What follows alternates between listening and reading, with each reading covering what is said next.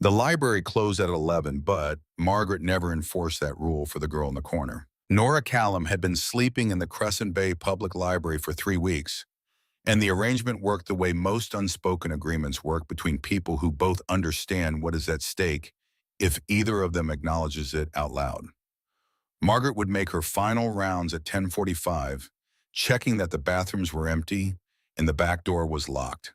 And somewhere along that route, she would place a paper cup of coffee on the table nearest the electrical outlet in the northwest corner, where the heating vent ran warmest and the overhead light flickered just enough that no one else ever chose to sit there.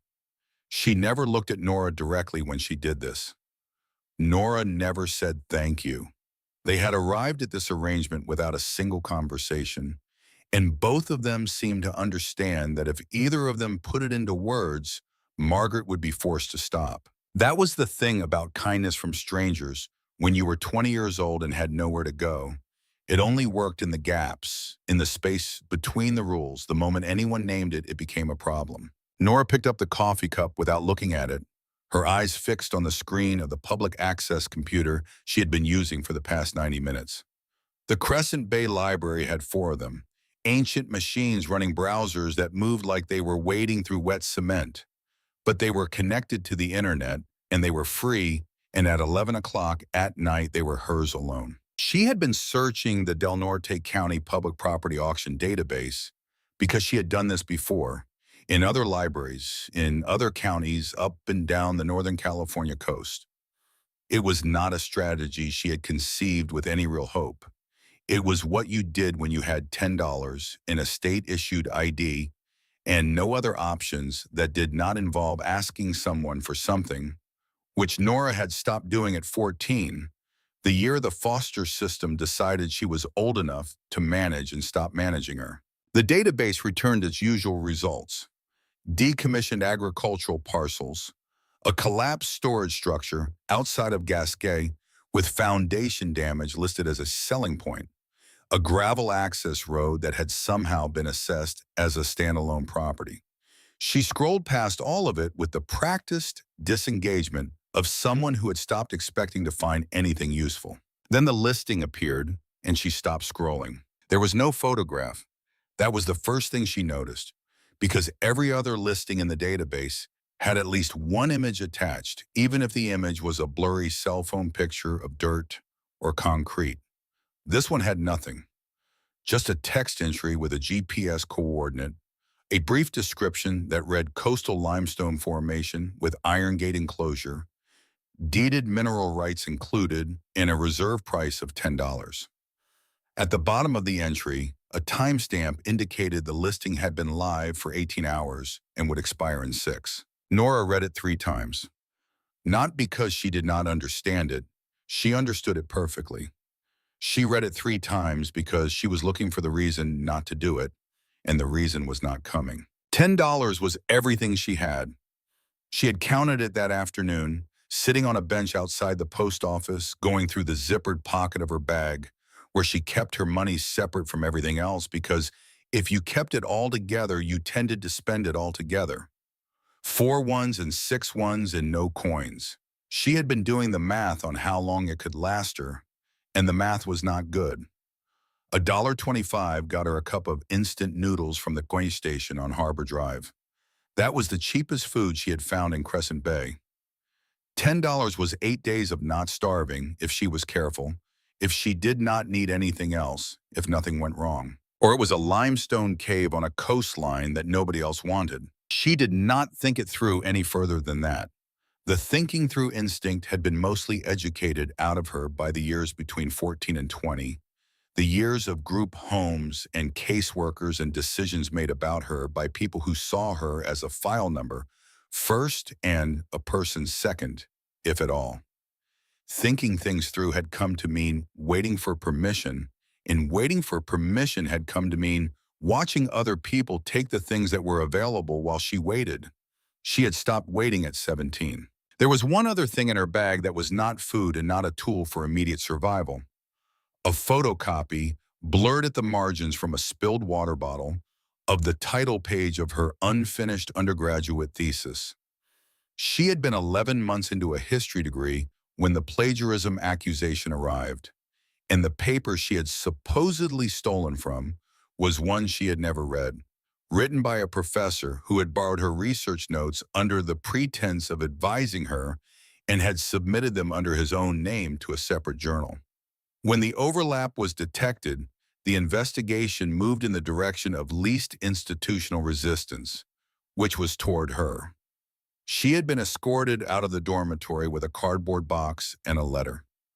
The professor was still teaching. She kept the title page because it said, in plain 12-point type, Maritime Trade Routes of the Northern California Coast, 1880 to 1920, by Nora Callum, and she had earned that line with a year of her life, and she was not going to let it disappear entirely into a box in a storage unit somewhere. She had also kept it because the subject matter meant something to her beyond the academic requirement. She had grown up hearing her father talk about the Northern California coast the way other people's fathers talked about places they had been. He had read widely, spent his weekends in used bookstores picking up maritime histories, and had passed enough of it on to her that she had walked into the university history program with more background knowledge in that specific area than most of her professors expected from a first-year student.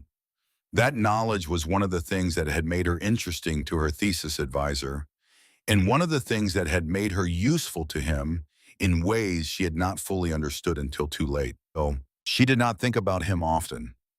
She thought about him now, briefly, and then set the thought aside in the manner she had developed for managing thoughts that were not useful for the present moment. She clicked the bid confirmation before she could lose her nerve, entered her debit card information, and watched the transaction process. The screen returned a confirmation number and a PDF attachment labeled Del Norte County Property Deed Transfer, Parcel 2024-Del-0047.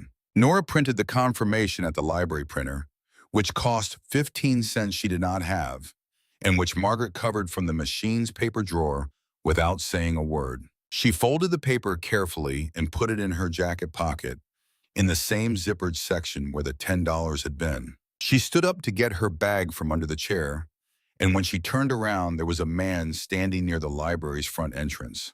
He was about 28, wearing a canvas jacket that was too light for the weather and work boots that had been resoled at least once. He had the kind of stillness about him that you developed when you spent a lot of time in places where drawing attention was a liability. Nora recognized it because she had developed it herself. He was not looking at a book or at a phone or at anything in the library. He was looking at her. She walked toward the exit because the exit was where she was going, and he did not move out of her way immediately, which forced her to slow down. "Don't buy that," he said. His voice was low and direct, the voice of someone who had decided to say a thing and was saying it without any of the padding that people put around difficult statements. Nora looked at him. She looked at the door. She looked back at him. "Little late for that," she said, and walked past him into the cold. She did not look back, but she heard him exhale behind her, a long, slow breath that carried something in it she could not name, and she filed his face away in the part of her memory where she kept things that did not make sense yet. The coast road north of Crescent Bay ran along the top of a basalt shelf that dropped without warning to the ocean below, and at 6 in the morning in November, it was the loneliest stretch of road Nora had ever walked. The GPS on her phone had led her off the main road 40 minutes ago onto a dirt track that narrowed steadily until it was barely a path, and the path had finally deposited her at the edge of a cliff where the basalt shelf broke off and the Pacific spread out below her in the pre-dawn gray, enormous and completely indifferent to her presence. She found the way down by looking for it methodically, moving along the cliff edge until she located a series of rough-cut steps in the rock, old enough that the edges had softened, and some of them had crumbled to the point of being more suggestion than stare. She tested each one before putting her weight on it. The descent took 12 minutes and left her hands scraped and cold, and when she reached the base of the cliff, she was standing on a narrow shelf of rock above the waterline, with the sound of the ocean very close and the smell of salt and something older underneath it. The cave entrance was 40 feet ahead of her, and she understood immediately why no one had bought it. From above, from the road, you would not know it was there. The cliff face folded in a way that concealed the opening entirely from any angle except the one she was standing at now. The entrance itself was set back into the rock and covered by decades of growth, vines and salt-tolerant scrub, and drifted seaweed that had dried and compacted into a kind of organic curtain. In the center of all of this, barely visible, was an iron gate. It was not a small gate. It was the kind of gate that suggested whoever had installed it intended to keep something in or something out for a long time. She was still looking at it when she became aware of another presence on the rock shelf. The woman was standing 20 feet to her left, and she had clearly been there before Nora arrived. She was holding a professional-grade camera with a long lens that she had been using to photograph the cliff face, and she was dressed in a way that communicated very clearly she was not there for the scenery. Dark navy blazer over a thermal layer, dress slacks that had already collected a water stain at the cuff from the spray off the rocks. Shoes that cost more than Nora had spent on clothes in the past year, and that were completely unsuited to standing on wet basalt. The woman turned when she heard Nora's footsteps, and her assessment was immediate and professional. The kind of look that went from shoes to face and back to shoes in under 2 seconds and recorded everything it needed to know. "This is county-managed land," the woman said. "Do you have authorization to be here?" Nora reached into her jacket pocket and unfolded the confirmation sheet. She held it out. The woman took it. She read it slowly, more slowly than was necessary to understand its contents. And Nora watched her do it and understood that the slowness was not confusion. It was calculation. When she handed the paper back, her expression had not changed, but something behind her eyes had shifted in the way that things shift when a plan encounters an obstacle and begins the process of roading around it. "This transaction may be subject to review," the woman said. "There are potential procedural irregularities in the property classification." "The county set the reserve price," Nora said. "I met it." The woman held her gaze for 1 beat, 2 beats, 3. Then she raised her phone and photographed the confirmation sheet before Nora could fold it back up. Not asking, not explaining, simply doing it, with the ease of someone accustomed to taking things that were offered to them and things that were not. "I'm Sandra Pruitt," she said as if that explained something. "Del Norte County Land Management." She left then, picking her way across the rocks with the careful gait of someone wearing the wrong shoes. And Nora watched her go and thought about the photograph of her document that was now in that phone, and thought about the 6 hours that remained on her listing, and thought about the man in the library the night before who had told her not to buy it. She turned back to the cave entrance and started pulling vines. It took her 2 hours to clear enough of the growth to reach the gate, and her hands were bleeding from 3 separate cuts by the time she got there. The gate was 6 feet tall and hinged on the left, with a chain run through the bars on the right, and secured with a padlock that had oxidized to the point where the keyhole had partially closed. She found a length of rebar in the debris at the base of the cliff, the remnant of something that had fallen from a construction project on the road above, and she used it as a lever, working it through the chain links and pulling. The first pull got nothing. The second pull got a groan of protest from the metal. The third pull, with her whole body weight behind it and her feet braced against the cliff face, got a sharp crack and then a sound like something releasing that had been held under pressure for a very long time. The chain hit the rock at her feet. The gate swung inward 6 inches and stopped, resisted by the debris that had accumulated behind it over the years. Nora stood with her hands on her knees, catching her breath. The opening was not wide enough to walk through yet, but it was enough to see into, and what was seated was darkness, complete and immediate. The kind of darkness that had been sealed in place for so long, it seemed to have a texture to it.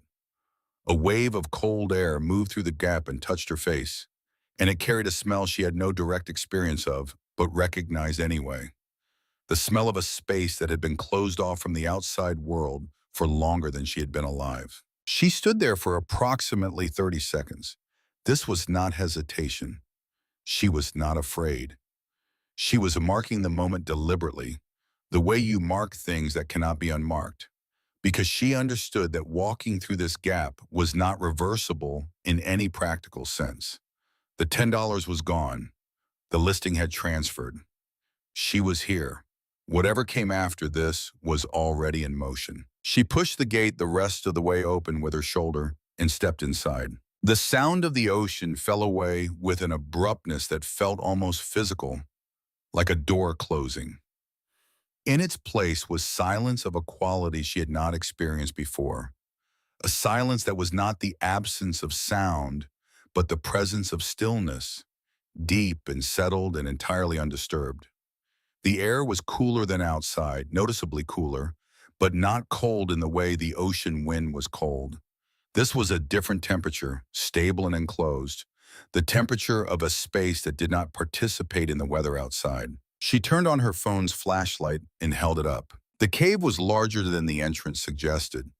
The ceiling rose 20 feet above her, carved by whatever geological process had been at work here over centuries. And the walls were pale limestone that had developed a faint mineral sheen from long exposure to the moisture in the air. The floor was uneven but manageable, littered with driftwood and dried seaweed and the accumulated debris of high tides over many years. Water dripped somewhere in the darkness ahead of her, a slow, rhythmic sound that echoed in the silence. She stood at the entrance for a long moment, taking it in, not assessing it, not planning what to do with it, just being in it, which was something she had not had the luxury of doing anywhere in a long time. This was hers. Whatever it was, whatever it turned out to be worth, whatever problems it brought with it, it was the first thing she had owned since she was 14 years old. She set her bag down near the entrance and started clearing space. She worked for the rest of the day, moving debris to one side, creating a flat area near the entrance where she could set up the emergency blanket and the extra clothes that were the entirety of her bedding. By the time the light through the entrance had shifted to the orange of late afternoon, she had a functional space and a growing understanding of the cave's geography. It was deeper than it appeared, angling back into the cliff at a slight downward grade, and the ceiling remained high for most of its length before narrowing toward the back where the limestone had compressed. There was a passage at the back. She could see it in the flashlight beam, a gap in the rock maybe 3 feet wide and considerably lower than the main ceiling, leading somewhere she could not see. She ate the remainder of the food she had in her bag, a packet of crackers and the last third of a jar of peanut butter, and she sat with her back against the cave wall and watched the entrance fade as the light outside changed. The storm came in from the Pacific around 9 o'clock.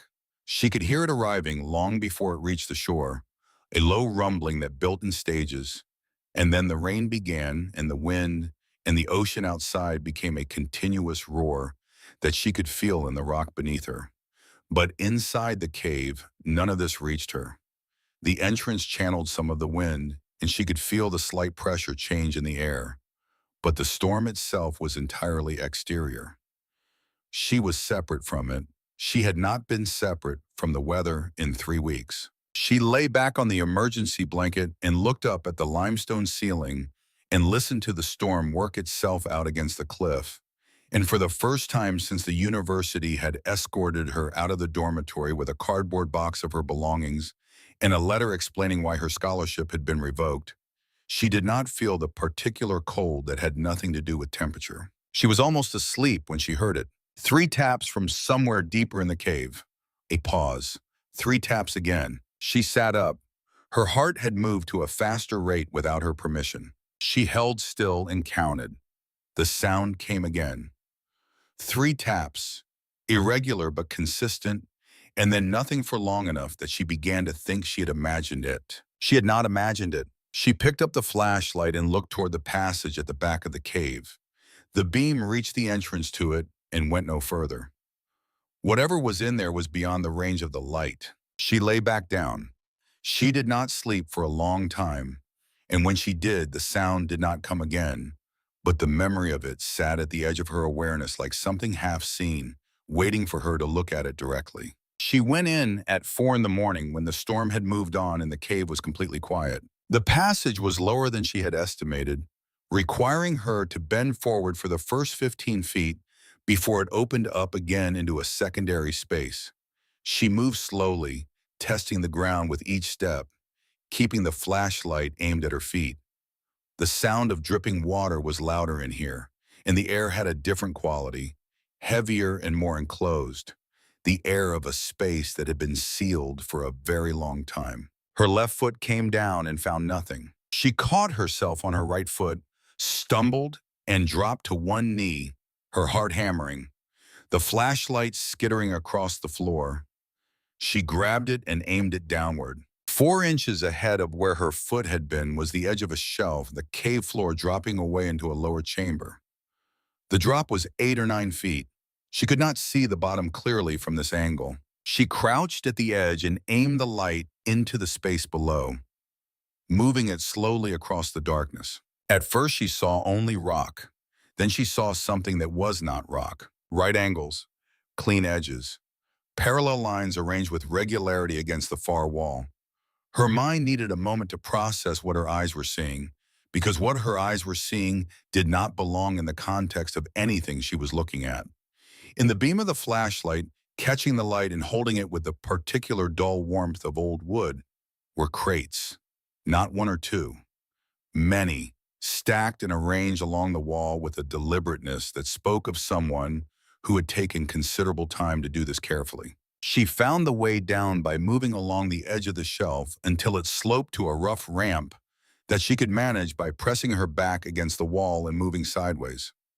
The floor of the lower chamber was solid and dry under her feet. She raised the flashlight and walked toward the crates. The wood was dark with age, the corners reinforced with metal brackets that had tarnished to a deep brown. Each crate bore markings on its side, stenciled letters and numbers that had faded to near illegibility. She counted as she moved along the wall. 14, 20, more stacked too high in places, extending further into the shadow than her light could reach. She stopped in front of the nearest crate and touched it.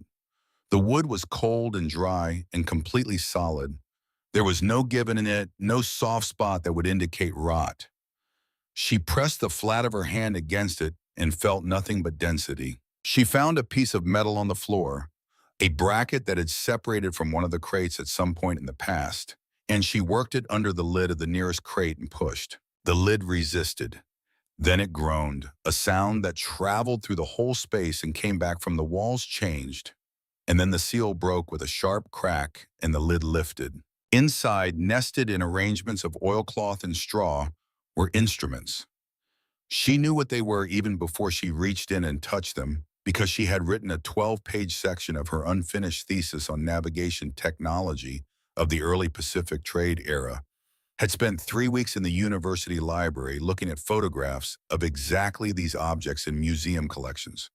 Brass sextant, compass with a beveled crystal face, charts in waterproof cases, objects that belonged behind glass, behind climate control, behind velvet rope. She lifted the compass out. It was heavier than she expected, weighted in the way that well-made things are weighted, with a solidity that comes from being built to outlast the person who built it. She tilted it slightly, and the needle moved, swinging through a small arc before finding north again and holding there, steady and precise. After however many years this had been here, the needle still moved. She set it down carefully and began examining the crate more closely, running the flashlight across the interior surfaces. On the inside of the lid, stamped in metal, were a serial number and 4 words. She leaned in to read them. SS Aldrich Point, 1907. She sat back on her heels. The name meant nothing to her immediately, but the date registered. 1907. This equipment had been placed in this crate in 1907, or had come from a vessel commissioned in that year, and it was sitting in this cave in a condition that should not have been possible given the time elapsed. And someone had arranged all of these crates against this wall with the deliberate care of someone who intended this to be found or intended it never to be found, and she could not yet tell which. At the bottom of the crate, under the last layer of oilcloth, her fingers found something that did not match the age of everything else. She pulled it out. It was a metal tin of the kind used to hold mints or tobacco, ordinary and modern, and it was not corroded. Inside the tin was a folded piece of paper and a photograph printed on regular copy paper. The photograph showed the iron gate at the cave entrance, taken from outside in daylight, from the angle of the path above. It showed the gate exactly as it had been when she arrived, before she cleared the vegetation, closed and chained. In the bottom corner of the photograph, a timestamp, 14 months ago. She unfolded the paper. The handwriting was small and even, written in ballpoint pen. Do not report this to the county. They already know. V. She read it twice. Then she looked at the photograph again, at the timestamp, and then at the crates arranged along the wall in the beam of her flashlight. And the silence of the lower chamber was complete and absolute and full of questions that had no answers yet. Someone had been here 14 months ago. Someone who knew about this cave, about what was in it, and about whoever they meant when they wrote they already know.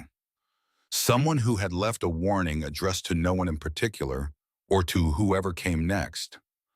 Someone who had signed it only with a single letter and had not come back. She folded the paper carefully and put it in her jacket pocket next to the deed transfer confirmation. She climbed back out of the lower chamber in the dark, moving by feel along the ramp, and she sat at the top of the shelf with her back against the limestone wall and the brass compass in her hands, its needle pointing north through the dark, and she stayed there until the first gray light of morning began to reach through the cave entrance from the world outside. She was not afraid. She was not euphoric. She was somewhere between those two states, in the particular condition of someone who has picked up a thing that cannot be put back down and is now deciding what kind of person they are going to be about it. The decision when it came was quiet. She was not going to put it down. She walked into Crescent Bay with the brass compass wrapped in a piece of flannel cut from the lining of her spare jacket, and with the particular stride of someone who has decided something and is moving before the decision can be reconsidered. The town was small enough that the main commercial street took 4 minutes to walk end to end. A hardware store, a bait and tackle shop that doubled as a deli, a real estate office with laminated listings in the window, all of them showing properties that cost more than the annual income of anyone Nora had ever known personally. A coffee shop that opened at 7 and had 3 tables inside. She noted all of it without slowing down, cataloging the way she had learned to catalog everything, looking for the things she needed and discarding the rest. She passed the grocery on the corner and stopped long enough to buy a bread roll with $2 from her emergency 20, the last item under $3 on the shelf. The man behind the counter rang it up without looking at her. Then he looked at her. Then he said, 50 cents off, bread's from yesterday. Nora took the roll and the change and walked out. She ate half of it on the street, standing at the corner, and put the other half in her bag for later, and thought about the fact that this was the second time in 2 days that someone had given her a small thing without requiring anything in return. Margaret with the coffee. This man with 50 cents off bread that may or may not have actually been from yesterday. She did not know what to do with that as information, whether it meant something about Crescent Bay or something about the particular way that people sometimes responded to someone who was clearly at the end of something. She filed it and kept moving. The difference between the two acts of generosity was this. Margaret knew exactly what she was doing and had been doing it deliberately for 3 weeks. The man at the grocery counter had made a judgment in 2 seconds based on nothing more than what he could see. Both of them had acted on a version of Nora that she was not sure she recognized. She was still thinking about that when she found coastal remnants between the closed insurance office and the laundromat, in a narrow storefront with a handwritten sign in the window that read antique maritime instruments, charts, and historical objects, bought and appraised by appointment or by chance. The lights were on inside. She pushed the door open. A small bell rang overhead. The interior was organized according to a logic that was entirely private, dense with objects arranged in groupings that suggested relationship rather than category. Telescopes beside sounding weights, beside rolled charts in protective tubes. Clocks mounted on a side wall, none of them set to the same time.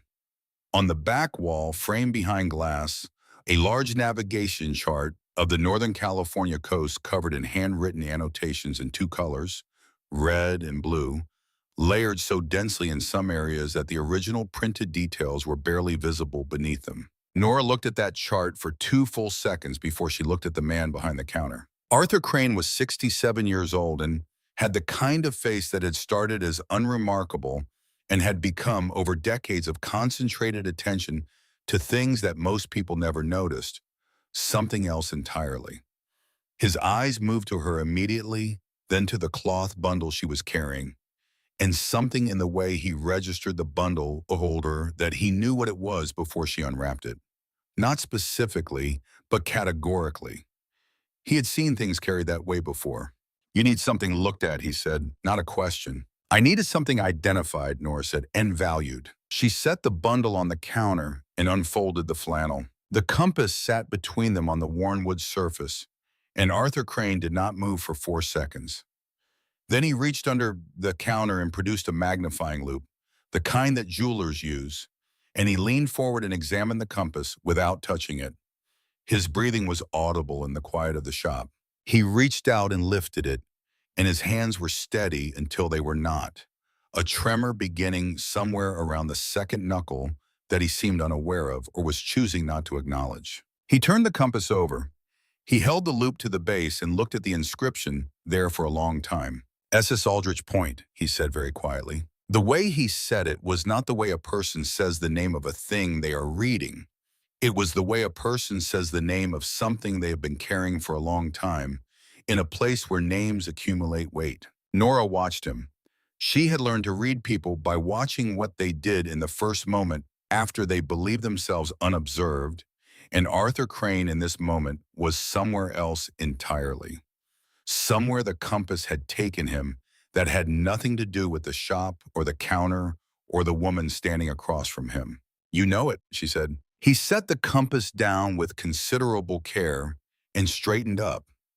He looked at her directly for the first time since she had walked in, the full assessment rather than the peripheral register he had been running until now. "Where did you find this?" he asked. "I own a property on the coast north of town," Nora said. "I found it there." "What kind of property?" "A cave." Something happened in Arthur Crane's face that he controlled quickly, but not quickly enough. A compression around the eyes, a small adjustment at the corners of his mouth. The face of a man who has just heard the answer to a question he has been asking for 20 years and is having to manage the fact of it in real time. He was quiet for a moment, then he said, "I spent 11 years researching that vessel, the SS Aldrich Point. It disappeared in October of 1908 on a scheduled run from San Francisco to Portland. No distress signal, no wreckage recovered, no bodies, nothing. It simply stopped existing as far as the historical record is concerned." He paused. "I published a preliminary analysis in 2003, arguing that the disappearance was not accidental, that the vessel had been deliberately diverted and its cargo dealt with in a manner that was never officially recorded. The university where I was teaching at the time asked me to retract the paper. When I declined, I received a letter informing me that my position was being eliminated for budgetary reasons." He said this last part without particular bitterness, the way you describe a weather event, something that happened and shaped the landscape afterward. "And you never went to look," Nora said. Arthur set the compass on the counter and looked at the annotated chart on the wall behind him. The red and blue marks that covered 20 years of sustained private inquiry. "I had coordinates I believed were relevant. From a source I could not fully verify. I intended to investigate." He turned back to her. "But intention and action are different things, and there were years between them, and then there were more years, and here we are." Nora looked at him steadily. "You could have told me that before you confirmed the name." "Yes. Why didn't you?" "Because I needed to know what kind of person you are first." The honesty of it stopped her for a moment. She had expected deflection, or a more elaborate explanation, or an appeal to caution. Not that. And now you know, she said. Not yet, Arthur said, but I know more than I did 10 minutes ago. She rewrapped the compass. How much is it worth? That instrument alone in that condition, to the right buyer, could bring $4,000 to $6,000 at an auction, possibly more depending on provenance. He paused. But you're not here to sell one compass. No. How many crates? More than 20. I haven't counted them all. He looked at the cloth bundle on the counter and was quiet in the way of someone doing arithmetic that kept returning a number too large to fully accept. The organization that chartered the SS Aldrich Point, he said carefully, was called Hargrove Maritime Partners. They contracted the vessel for what the manifest listed as scientific equipment transport. I was never able to obtain the full manifest, but the secondary sources I found suggested the actual cargo was something else entirely. He stopped. What I believe is that the Aldrich Point was carrying documentary evidence, financial records and correspondence related to a series of land transactions in Del Norte and Humboldt counties in the early 1900s. Transactions that were, in my analysis, fraudulent, coerced transfers, forged signatures, the kind of material that, if it had reached Portland and been made public, would have destroyed several prominent families. He looked at the cloth bundle. The captain of the Aldrich Point was a man named Robert Aldrich. I believe he discovered what he was actually carrying and made a decision about it. And then I believe Hargrove Maritime Partners made a decision about him. Nora thought about the note in the tin box. She did not mention it. What happened to Hargrove Maritime Partners, she asked. They dissolved in 1912, Arthur said.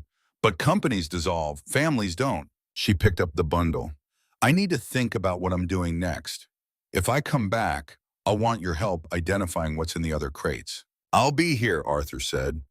It was a simple statement, but it carried the weight of someone who had been waiting for something for a long time and was now, cautiously, allowing themselves to believe the wait might be over. She was almost at the door when he spoke again. Whoever inherited the Hargrove interest, he said, and his voice had shifted to something quieter, they would not want what you found to become public. I want you to understand that before you decide anything. Nora looked back at him. I already understand that, she said. Someone told me not to buy the property before I even signed the transfer. She left him with that and walked out into the pale morning. Owen was leaning against the wall of the laundromat next door. He was eating from a takeout container with a plastic fork, not looking at her, with the practiced casualness of someone who has arranged to be somewhere and wants it to appear unrehearsed. He had positioned himself so that he had a sight line to both ends of the street. They looked at each other.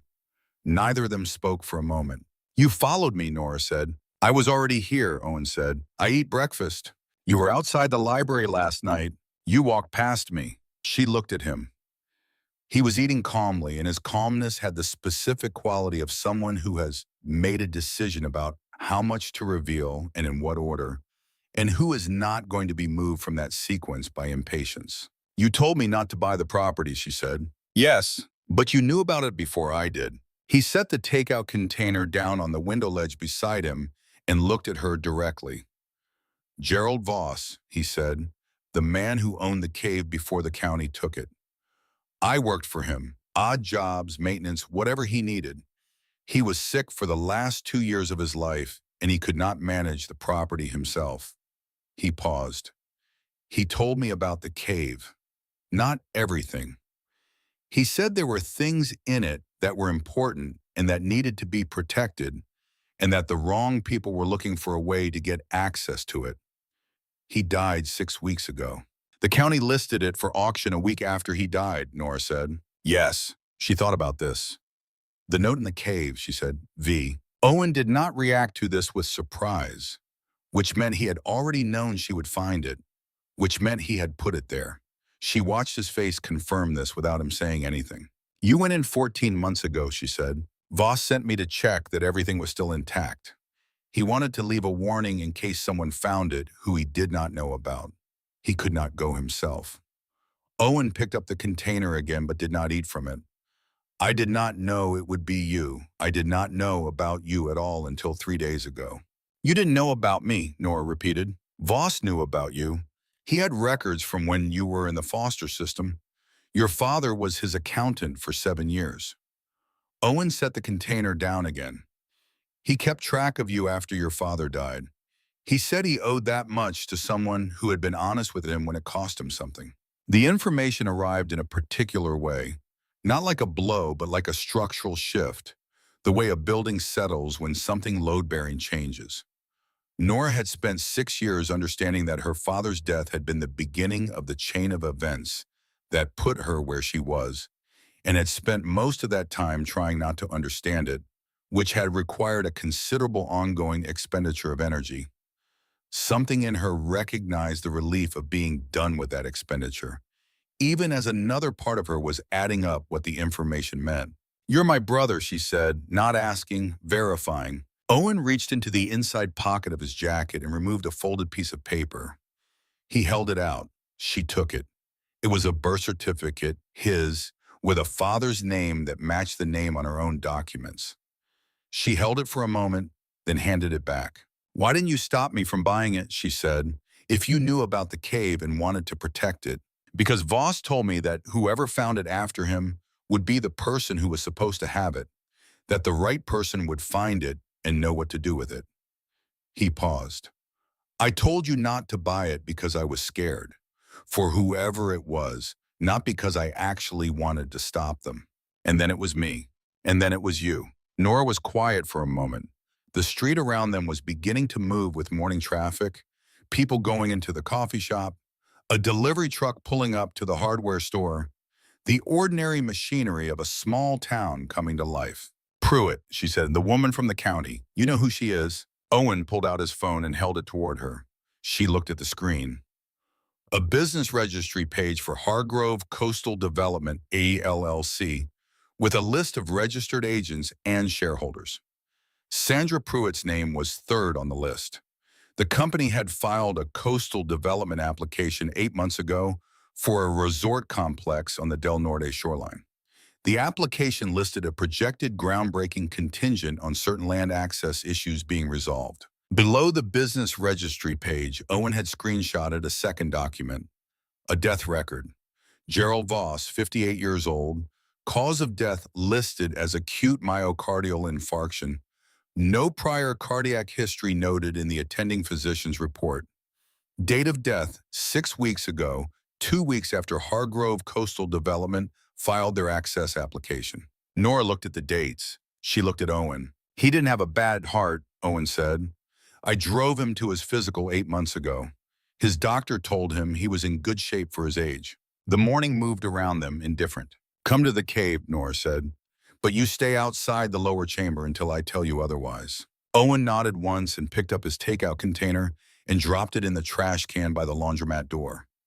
He had the air of someone who had been waiting for exactly that sentence for an amount of time he was not going to specify. She found the tarp in the hardware store, along with a battery-powered lantern and a notebook, and paid for them with the emergency $20 bill she kept sewn into the lining of her bag, the one she had not touched in 4 months. They walked back to the coast road in a silence that was not uncomfortable. The silence of two people who are still calculating each other, running the numbers. In the lower chamber, with the lantern casting a wider and more stable light than the phone flashlight had, the crates resolved into something she could begin to understand as a system. They were not simply stacked. They were arranged with internal logic, grouped by size, with the largest crates forming the back row and the smaller ones accessible in front. Someone had planned for retrieval. Whatever Captain Aldrich had been doing when he arranged these, he had been thinking about the person who would come after him. She opened the second crate. Inside, separated into custom-fitted compartments and wrapped in oilcloth that had been sealed with some kind of natural resin, were navigational instruments of a refinement that exceeded the first crate. A chronometer in a 3-tiered gimbal mount, a parallel rule in a brass case, drawing instruments in a leather roll. Each piece was individually labeled with a small ivory tag, the handwriting precise and deliberate. She opened the 7th crate. Under 2 layers of instruments was a sealed iron box, the metal cold and dense in her hands. hinged and secured with a small lock that she broke with the flat of her rebar. Inside the box, wrapped in multiple layers of sailcloth and sealed with wax, was a leather journal. Dark brown, swollen slightly from the decades of enclosed air, but intact. The cover bore no title. On the first interior page, in a handwriting she did not recognize but would come to know very well, was a date and a name. March 12th, 1907, Robert Aldrich, Captain. She did not open it further, not yet. She set it carefully on the floor beside her and moved to the 11th crate. This one was heavier than the others, and it took her longer to break the seal. Inside, there were no navigational instruments at all. There were documents, folded papers, dozens of them, some loose and some bundled with string, all of them preserved in the same sealed oilcloth system as the instruments. She lifted one bundle carefully and unfolded the outer layer. Land contracts. She could read the header clearly. Del Norte County Property Transfer Agreement, 1907, with a seal that she could not identify, but which had the formal structure of an official document. She unfolded a second bundle. Letters on letterhead. Hargrove Maritime Partners, San Francisco, addressed to parties whose names she did not recognize, discussing terms and transfers in language that was polite and precise, and, to her reading of it, wrong in a way that she could feel before she could articulate. She sat back on the crate behind her and looked at what was spread around her on the floor of a chamber that had been sealed for over a century, and she thought about Arthur Crane saying that the Aldrich Point had been carrying documentary evidence of fraudulent land transfers, and she thought about Hargrove Coastal Development, LLC, filing an access application for the Del Norte shoreline 8 months ago. And she thought about Gerald Voss dying of a heart attack at 58 with no cardiac history, and the geometry of it began to take a shape she could hold. She stayed in the lower chamber for another hour, working methodically, opening crates and cataloging their contents in the notebook, not reading anything in detail, just recording what was there. When she climbed back out, Owen was sitting at the cave entrance with his back to the sea, waiting. She told him about the documents. She watched his face as she spoke, looking for the specific kind of reaction that would tell her whether his surprise was real or performed. What she saw was not surprise. It was confirmation. The look of someone hearing a thing they had suspected but not been certain of. Voss knew, son, Owen said. He did not know exactly what was in the crates, but he knew they were important. He said Aldrich had died to protect something, and that whatever it was had been dangerous enough to stay dangerous for 100 years. The documents in those crates, Nora said, if they are what I think they are, could be the foundation for a legal challenge to every land transaction the Hargrove family has built their interests on since 1907, including the current development application. Owen said nothing for a moment. Then he said, Pruitt files a procedural challenge to your deed transfer. She can create enough administrative delay to get county officials into that cave under the guise of inventory. Once it is inventoried by the county, it becomes public record, and the people controlling that process control what gets recorded and what does not. I know, Nora said. She filed something this morning, Owen said. He took his phone out and showed her. A notification from the county proper database, a flag on parcel 2024-Del-0047, indicating a formal review request had been submitted at 8:47 a.m. Nora looked at the screen. She looked at the journal and the notebook she was holding.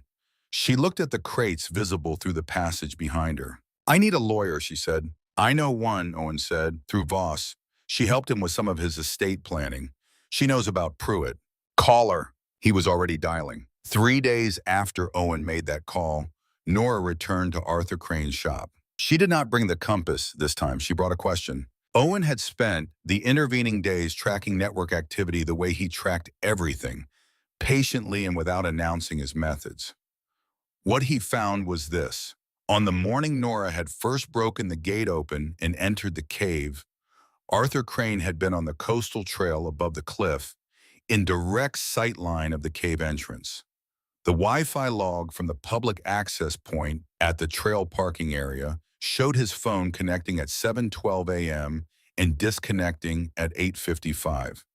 The cave entrance was visible from the upper trail. Arthur had been there while she was inside. And 2 days later, a manila envelope had appeared wedged into the cave's outer gate. Inside, a single photograph of Nora standing at the cave entrance in full daylight. The angle was from above and to the north, the exact angle of the upper trail. The photograph had no note with it, just the image, printed on plain paper. Nora set the photograph on Arthur's counter without saying anything. Arthur looked at it.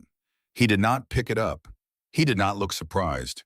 He looked like a man who had done a thing he had already decided to answer for. "You were watching me," Nora said. "Yes." "You put this in the gate." "Yes." She waited. "I needed to know how you would respond to pressure," he said. "Not because I wanted to frighten you, because Sandra Pruitt is a great deal more frightening than a photograph. And if you were going to fold under that kind of thing, I needed to know before I put my name on anything connected to this." "That is not your decision to make about me," Nora said. The words landed in the quiet shop with the particular weight of things that are true and known to be true by both parties. Arthur's jaw shifted. He looked at the counter, then at the annotated chart on the wall, then back at her, and in his face was something she had not seen there in either of their previous meetings. Not calculation, not the careful management of information, something older and less protected than either of those things. "No," he said, "it is not.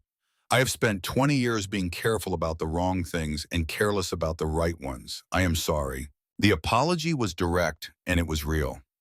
Nora had developed a reliable sense for the difference over years of receiving apologies that were actually arguments dressed in softer language. This was neither of those things. This was simply a man acknowledging what he had done and offering nothing in exchange for forgiveness except the acknowledgement itself. "If you do anything like that again without telling me first," she said, "you lose access to the cave permanently. Not as punishment. As a practical matter, I cannot afford wild variables." "Understood," Arthur said. "Good. I need you to help me identify every remaining item in those crates, starting tomorrow morning. And I need you to be prepared to put your name on a formal authentication report within the week." Arthur straightened. The posture that settled into his body in that moment was different from any she had seen him carry before. It was the posture of someone who has been returned to their purpose after a very long absence from it. 22 years was a long time to carry the weight of work unfinished. She could see it releasing from him now, slowly, like pressure through a valve.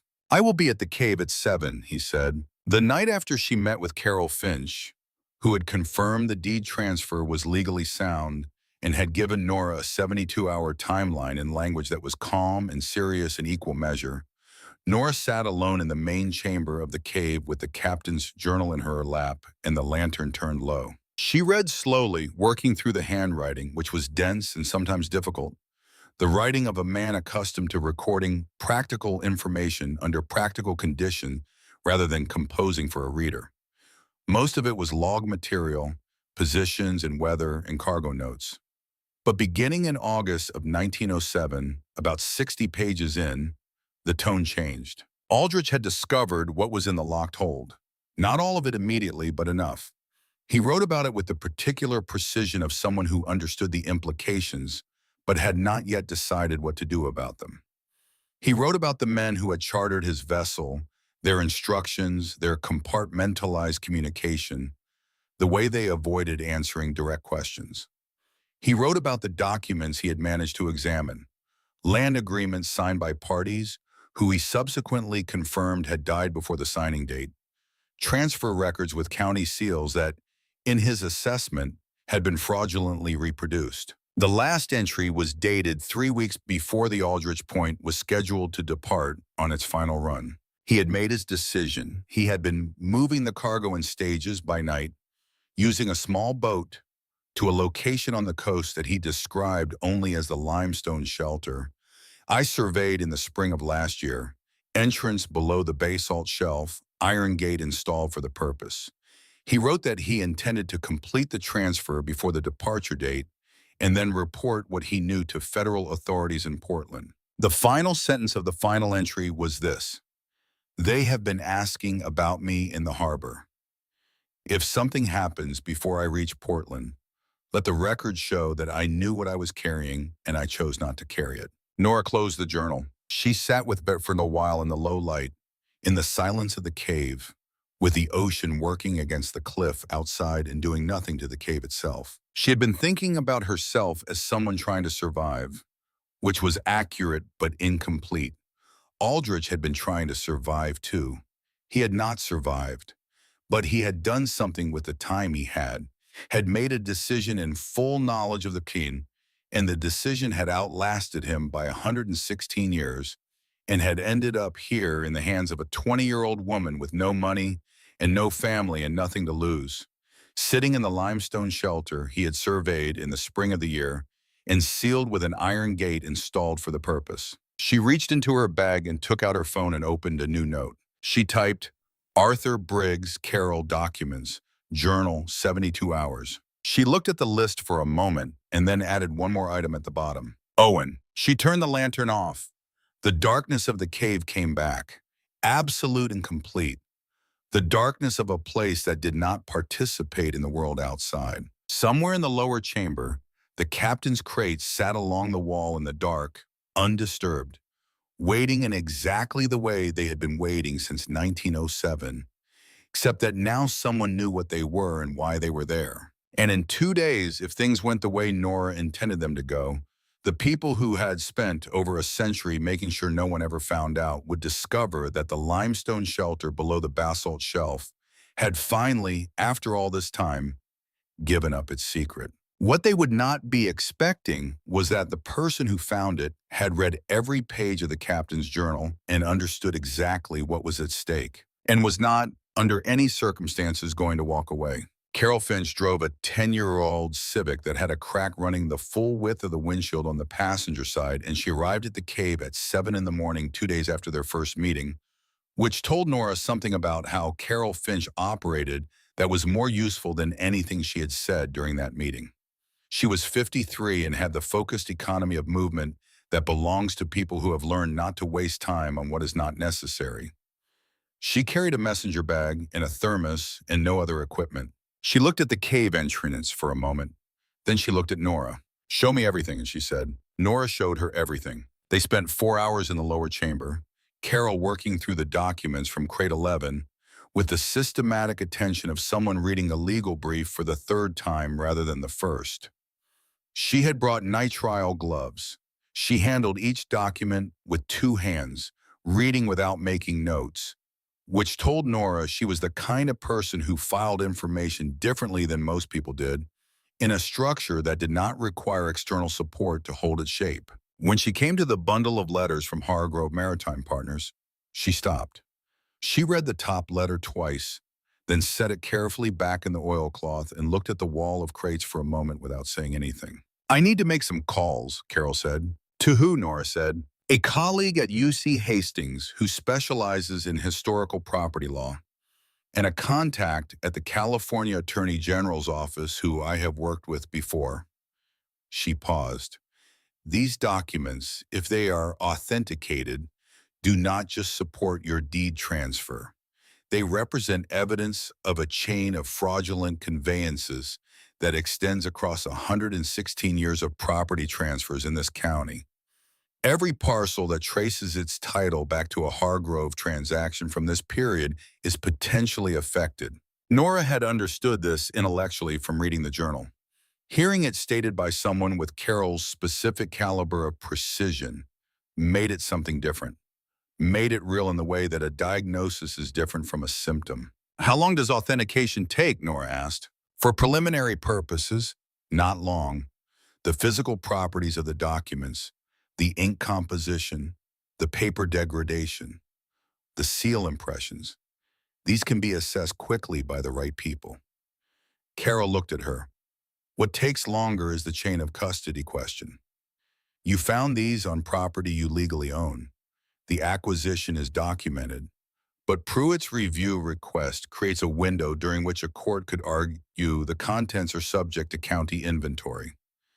She paused, which is why I filed a counterclaim this morning before I drove out here. Nora looked at her. A petition for emergency heritage designation under California Public Resources Code, Section 5024, Carol said.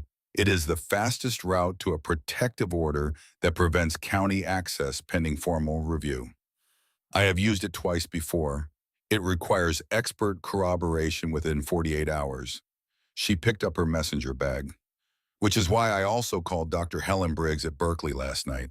Nora had not heard that name before. Who is she? The person who is going to save your cave, Carol said, and climbed back up toward the main chamber. Dr. Helen Briggs arrived the following morning in a university vehicle with 2 graduate students and more equipment than Nora had seen assembled in one place outside of a moving truck. She was 61, with close-cropped gray hair and the manner of someone who had long since stopped being interested in the performance of expertise and was only interested in the thing itself. She looked at the lower chamber in the way that a person looks at something they have been thinking about for their entire professional life and are now being asked to assess in 48 hours. She turned to Nora immediately. "Tell me how you found the access point to the lower chamber," Nora told her. Briggs listened without interrupting, which Nora noticed, because most people who had letters after their names had developed the habit of completing other people's sentences. "And the captain's journal. You have read the full text." "Yes." "What was his navigational notation system? Did he use compass bearings or angular references for the cargo transfer locations?" "Compass bearings. He named the location by depth below the shelf and distance from the gate, not by coordinates." Briggs looked at her for a moment with an expression that was not quite surprise and not quite something else.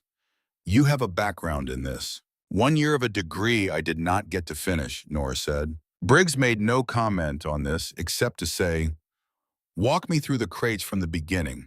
And Nora did. And for the next 3 hours, they worked through the chamber together while Briggs's graduate students photographed and measured and logged.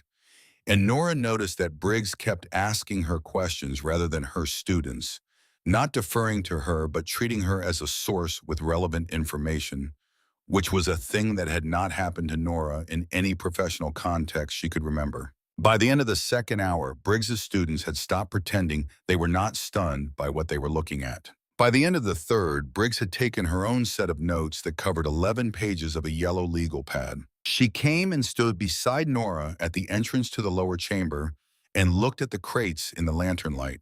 "I am going to tell you something as clearly as I can," Briggs said. "I have been in this field for 30 years. I have assessed maritime heritage sites on 4 continents. What is in this chamber is the most significant undisturbed cache of early 20th century Pacific maritime artifacts I have ever personally examined. The instrument collection alone, in its preservation state, belongs in the Smithsonian. The documentary evidence in the 11th crate is a legal and historical matter of the first order." She paused. "And all of it is here because a 20-year-old woman spent her last $10 on something everyone else looked at and saw nothing." Nora said nothing. She was looking at the crates. "I will have my corroboration report to Carol by tomorrow morning," Briggs said. "It will be thorough enough that no county official is going to want to be the one who tries to override it." She left Nora in the chamber and went to confer with her students, and Nora stayed where she was for a few minutes in the quiet and thought about Captain Aldrich carrying cargo by night in a small boat, alone in 1907, making decisions he knew he was not going to survive. And she thought about the particular courage of doing the right thing when you are certain it will not save you. Arthur came to the cave for the first time on the morning that Carol filed the full heritage designation petition, which was also the morning Briggs's corroboration report was entered into the county court system at 7:43 a.m., which was also the morning Pruitt's review request was administratively suspended pending the heritage review. He stood at the cave entrance for a long moment before going in. He had his hands in his pockets and his face was arranged in the neutral expression of someone doing a great deal of work internally that they are not showing externally. Nora watched him from inside and did not rush him. She had learned over the past weeks that Arthur Crane moved toward difficult things carefully, not because he lacked courage, but because he understood the weight of them in a way that required preparation. When he finally walked through, she took him to the lower chamber the same way she had taken Carolyn Briggs, without commentary, letting him see it in sequence. The ramp down, the first sight of the crates in the lantern light, the full length of the wall. He stood at the bottom of the ramp and did not move for almost a minute. Nora had seen people react to the lower chamber several times by then, and each reaction had its own character. Carol's had been focused, immediate, professional. Briggs's had been the controlled intensity of someone receiving confirmation of a long-held conviction. Arthur's was something she had not seen before in this space. He looked like a man who had been carrying a weight for 20 years and had just been told he could set it down. She watched him walk to the nearest crate and place one hand flat on the wood, not to examine it, not to test it, but in the way you touch something to verify it is real when your mind is having difficulty accepting that it is. He stood like that for a long time. Then he moved slowly along the wall, looking at each crate in turn, reading the faded stencil markings, pausing at the one she had opened first, the one with the compass still in its original position inside. He did not lift the compass, he just looked at it. "I told the department chair," he said to no one in particular, "that the vessel had been deliberately diverted and the cargo hidden. I told him I had circumstantial evidence pointing to a coastal location in Del Norte County. He told me that without physical evidence, the theory was speculation, and that publishing speculation as scholarship was a disservice to the field." He was quiet for a moment. He was not entirely wrong about the methodology, but he was not right about the conclusion. Nora said, "He was protecting something." Arthur looked at her. "Almost certainly. I did not understand that at the time. I was 37 and I thought institutions were fundamentally interested in the truth." A pause. "You understand that much earlier, apparently." "I did not have the option of believing it," Nora said. He looked at her for a long moment and then turned back to the crates, and something in the set of his shoulders had changed. Some carrying posture that had been present since she first walked into his shop had shifted into something else, something closer to the upright. She left him there and went up to the main chamber to give him the time he needed with it. Whatever was passing through Arthur Crane in that lower chamber was between him and a decision he had made 22 years ago, and she had no part in it except as the person who had, without knowing it, given him the chance to finally put it right. Sandra Pruitt came on the Thursday in the late afternoon alone. Nora was outside the cave entrance when the SUV she had come to recognize appeared on the coast road and stopped where the track narrowed, and she watched Pruitt make her way down the cliff path with the careful, deliberate steps of someone who had practiced this route. She was not carrying equipment. She was not carrying paperwork. She came with her hands visible and her face composed and nothing to read from either. Nora waited at the gate. They stood 12 feet apart on the rock shelf above the waterline, and the afternoon light was flat and gray over the Pacific, and the wind was moving steadily off the ocean. Pruitt looked different from the woman on the cliff 2 months ago. Not weaker, more contained, in the way that something is contained when it has been under pressure for a sustained period and has learned to hold its shape. She looked at the cave entrance, then at Nora, and her assessment was as quick and professional as it had been the first time. Whatever she saw had been updated. "The heritage petition will go through," Pruitt said. It was not a concession, it was an assessment. Briggs's report is thorough enough that contesting it would be more damaging than accepting it. "Yes," Nora said. "The development application will need to be restructured." A pause. "Or withdrawn." Nora said nothing. Pruitt looked at the cave entrance, then back at Nora. "You understand that what is in those crates, if the documents are what I think they are, is going to create significant complications for a number of long-standing property arrangements in this county. That is what happens when you build things on a fraudulent foundation," Nora said. "Eventually someone finds the foundation." Pruitt's expression did not change. "You are 20 years old. You have no money, no legal background, no institutional support. 2 months ago, you were sleeping in a public library. The people whose interests are affected by those documents have resources you cannot comprehend. They have had those resources for 116 years, Nora said. And they still could not stop a man in a rowboat who decided to do the right thing. I am standing in the place he chose to hide the evidence. Something moved in Pruitt's face, not softening. More like recalculation, the specific expression of a strategist revising an assessment of an opponent. She was, Nora understood, a person who operated through systems and procedures and institutional leverage. And she was standing on a cliff in the wrong shoes, confronting a 20-year-old woman who had outmaneuvered every system she had deployed. That was not a position Sandra Pruitt was accustomed to being in. "What do you want?" Pruitt said. "I want the review request withdrawn," Nora said. "I want the development application pulled. And I want the county to formally acknowledge the heritage designation without procedural challenge." A pause. "And then I do not want to see you on this coastline again." Pruitt looked at her steadily. "You are asking a great deal from a position of no leverage." "Carol Finch has copies of the documents from Crate 11, Nora said. "Briggs has the journal transcription.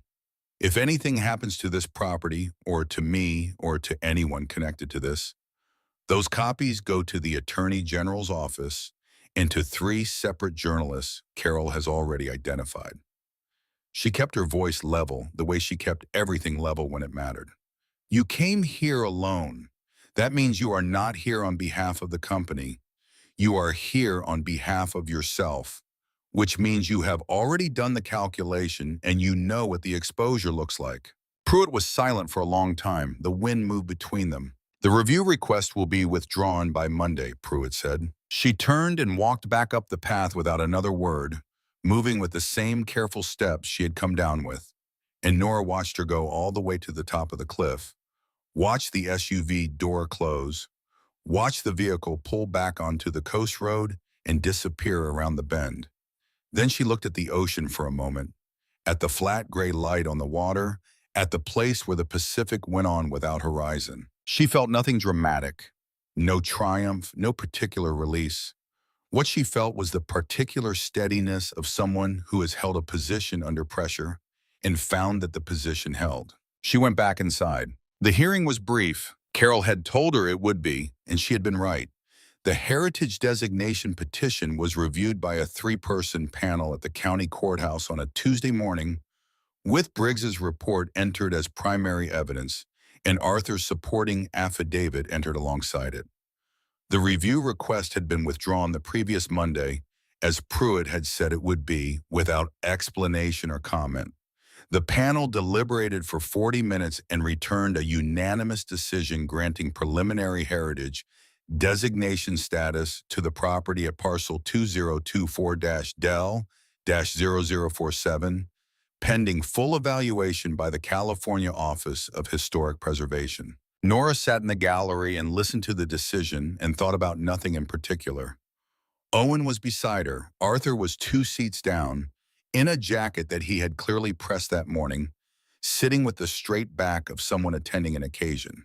Outside the courthouse afterward, Carol handed Nora a copy of the ruling and said, "This is the first layer. The full designation process takes 18 months. But during that period, the property is protected from any county or private action. You have time to do this correctly." Nora took the paper. "What about the documents?" "My contact at the AG's office has been in preliminary contact with the historical property law specialist at UC Hastings. The formal referral will take another few weeks, but they are interested." Carol looked at her directly. "This is going to be a long process. These things always are. But the foundation is solid." Nora thought about foundations. "Thank you," she said, and meant it in a way she did not usually mean that word. Carol waved this off with the briskness of someone who had work to return to, which she did. On the courthouse steps, Owen stood beside Nora and they looked out at the town for a moment without speaking.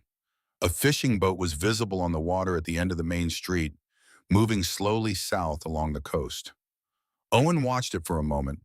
Then he said, "Voss would have been glad about all of this." Nora watched a truck pass on the street below. "He knew what he was doing," she said. Owen put his hands in his pockets. He just did not know it would work out. She looked at the copy of the ruling in her hand. "It is not fully worked out yet." Owen nodded slowly. No, but the part where it all gets buried again, that part is over. That was the right way to say it. Not victory, not resolution, just the ending of one particular long defeat. She had learned over the past 2 months that most of what people called winning was actually this, not the achievement of something new, but the permanent prevention of something old. Aldrich had understood that in 1907. He had not been trying to expose the Hargrove family. He had been trying to make sure they could not bury the evidence entirely. He had succeeded at the only thing he could succeed at, and it had taken 116 years for anyone to notice. She folded the ruling and put it in her jacket pocket.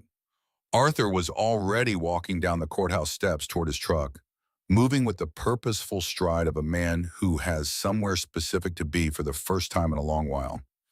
She watched him go and thought about the annotated chart on his shop wall, all those years of red and blue marks building towards something he had never been able to reach on his own.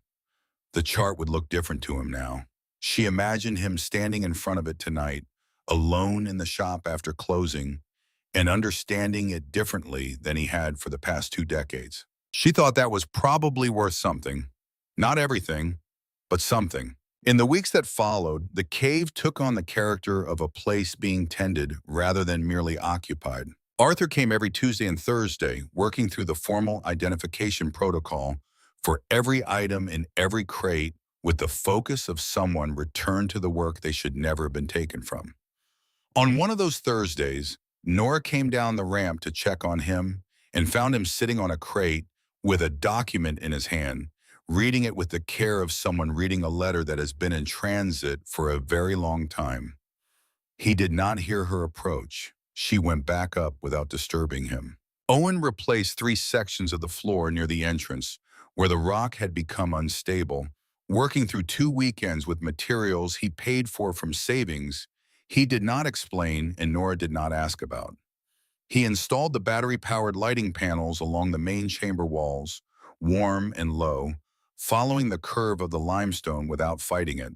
He was good with his hands in the way of someone who had learned practical skills, not from instruction, but from necessity, and he worked without needing direction, which Nora noticed and appreciated in the way she appreciated most things, quietly, without saying so. One evening late, when the installation work was nearly done, he sat at the cave entrance with a cup of coffee from the shop in town, and Nora sat a few feet away looking out at the ocean going dark. The silence between them was not uncomfortable. It was the silence of 2 people who have not yet built the language for the things they want to say, and have both made peace with that for the moment. Voss used to talk about you, Owen said, not looking at her, just saying it. What did he say? That you were stubborn, in a way he respected. A pause. He said your father was the same way, that it was the thing that made him good at his job, and the thing that eventually cost him the job, because people who are honest about numbers make other people uncomfortable. Owen turned the cup in his hands. He never said he felt responsible, but he acted like it. Nora thought about Gerald Voss, a man she had never met, who had kept track of her through a file and a sense of obligation for 6 years, who had held on to a cave and a secret and trusted that the geometry of it would eventually resolve. He made a good decision with the listing, she said. He made the only decision available to him, Owen said. Same as you. She looked at him. He was still watching the water. They were, she thought, more alike than either of them had expected, which was probably inevitable given where they both came from and what it had cost them to get here. Briggs wrote the first formal academic paper on the SS Aldrich Point, with Arthur listed as co-author. His name on a published academic work for the first time in 22 years. He did not mention this to Nora. She found out when she visited the shop and saw him standing at the counter, reading a printed draft of the paper with both hands flat on the wood, his face doing something it did not usually do, something open and undefended, that he would have covered if he had known she was watching. She made enough noise coming through the door that he composed himself before she reached the counter. She said nothing about what she had seen. Some things are better witnessed than discussed. She did, however, when she returned to the cave that evening, stand in the main chamber for a moment and think about what it would mean to carry a thing for 22 years and then set it down. She was 20 years old, and the heaviest thing she had carried for 6 years was the specific weight of being unknown. She imagined that Arthur's weight had been different, heavier in some ways because he had once had the respect of his field and had watched it be taken from him by people protecting interests he had exposed, but also held differently, carried in the manner of someone who had built an entire life around not putting it down. She hoped he knew how to live without it. She thought he probably did not yet, but that he would figure it out. People who were honest enough to apologize to a young woman they had surveilled without permission were usually honest enough to do the harder internal work as well. The first visitors came 6 weeks after the heritage designation, a small group that Briggs had organized from her department.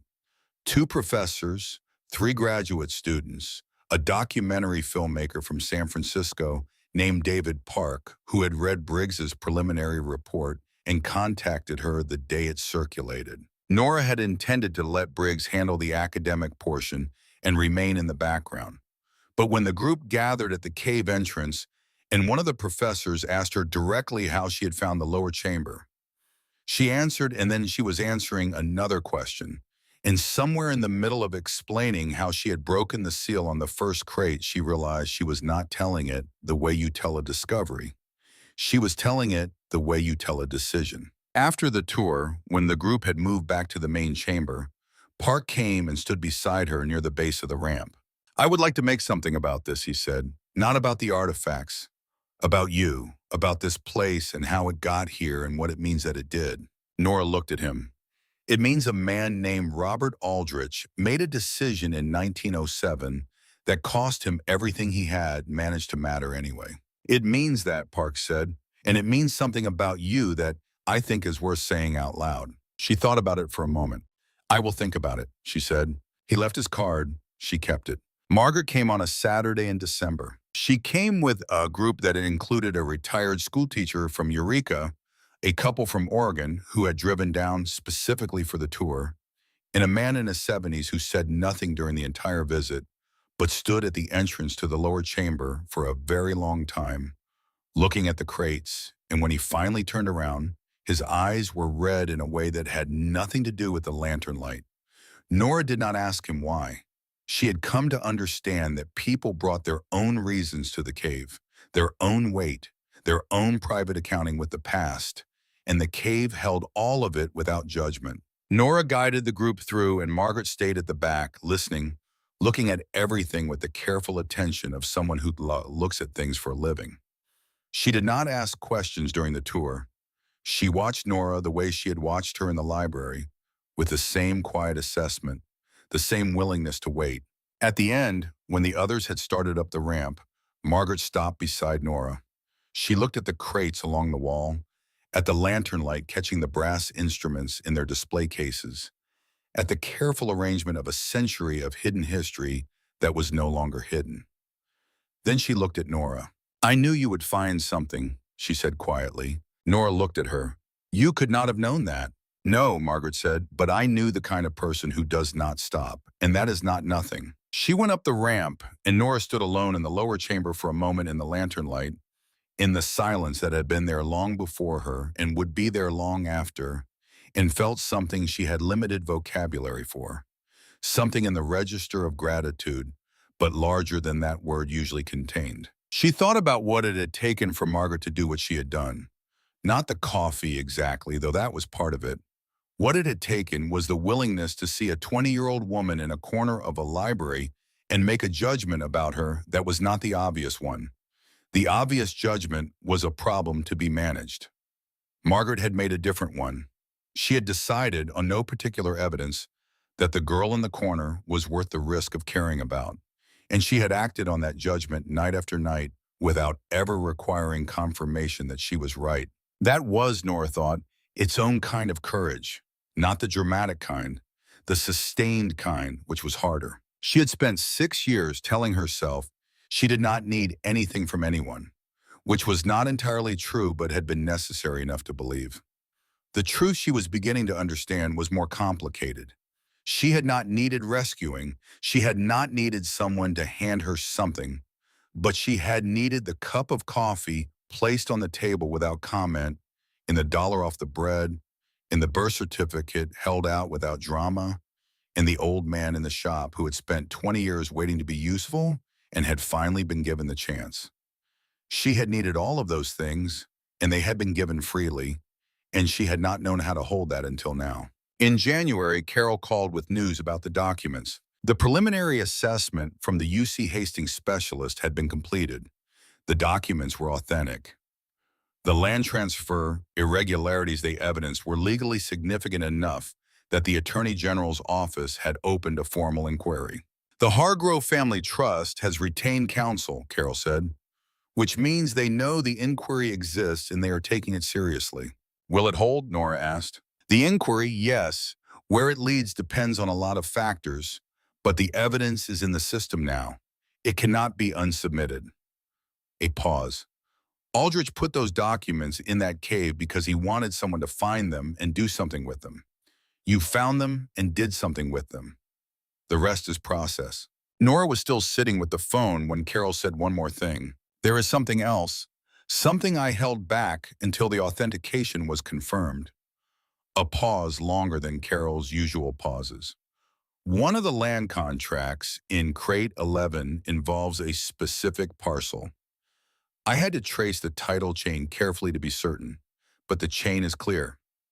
The parcel in question, the one conveyed under fraudulent terms in 1907, is the same parcel of land on which the Crescent Bay Public Library currently stands. Nora sat with the phone against her ear and said nothing for a long moment. The library where she had slept for 3 weeks, where Margaret had placed a coffee cup on the table in the northwest corner without a word, where the listing had appeared on the screen with 6 hours remaining on a night when Nora had nowhere else to be and nothing left to spend. I do not know yet what the legal implications are for the current use of the property, Carol said carefully. It may affect nothing about the library itself. The inquiry will determine that, but I thought you should know. Nora thanked her and set the phone down. She sat with that for a long time in the main chamber of the cave, with the lantern on and the sound of the ocean outside doing what it always did, steady and unhurried. She thought about the particular geometry of it, the library built on ground that had been taken by fraud 116 years ago, the listing that had appeared on a screen in that same building, the cave that had been waiting all that time for someone willing to spend everything they had on something no one else could see the value of. She did not believe in the kind of fate that arranged things neatly, but she believed in patterns, in the way that certain kinds of wrongs generate their own corrections over time, slowly through a series of ordinary events that only become extraordinary when you can finally see the whole shape of them. The Hargrove family had taken land in 1907 and built wealth on it and passed that wealth down through generations and filed development applications on the coast they had originally stolen.